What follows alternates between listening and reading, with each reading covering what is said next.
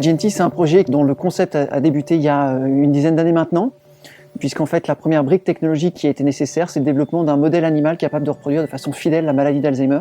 Et ça, c'est une étape qui a été réalisée pendant que j'étais chercheur académique au CEA de Fontenay-aux-Roses.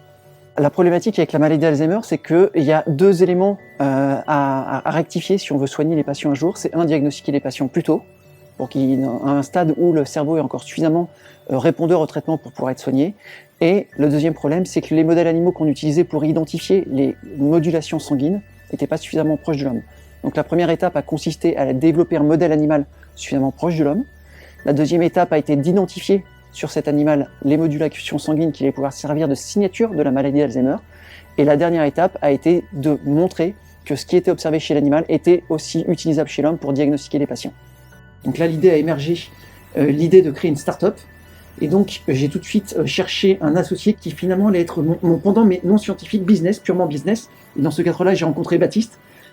Et donc, moi, j'ai une formation purement business. J'ai été diplômé d'HEC en 2015.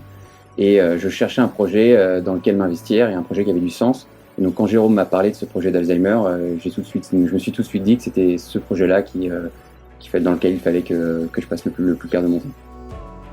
Toute notre approche consiste finalement à générer de la data à partir des modulations sanguines qu'on avait pré-identifiées chez l'animal, et donc à calibrer des algorithmes mathématiques et des algorithmes d'intelligence artificielle pour pouvoir utiliser les marqueurs sanguins pour diagnostiquer les patients, et ça de façon très très précoce, dans la phase prédémentielle, voire dans une phase où le patient ne présente absolument aucun symptôme de maladie d'Alzheimer. Ce qu'il faut savoir, c'est que d'un point de vue traitement, on a fait énormément d'avancées dans les 5 dernières années, et on espère que d'ici à 2, 3 ou 4 ans, on va avoir des médicaments qui vont être efficaces pour ralentir la progression de la maladie, et potentiellement un médicament pour être mis sur le marché d'ici à 6 mois aux États-Unis.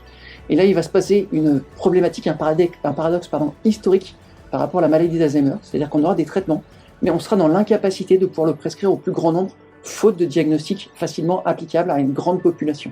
Et donc là, le diagnostic Agenti pourrait finalement servir de chaînon manquant entre ces thérapeutiques efficaces et la possibilité de les prescrire au maximum de gens pour ralentir de façon massive la progression de la maladie d'Alzheimer.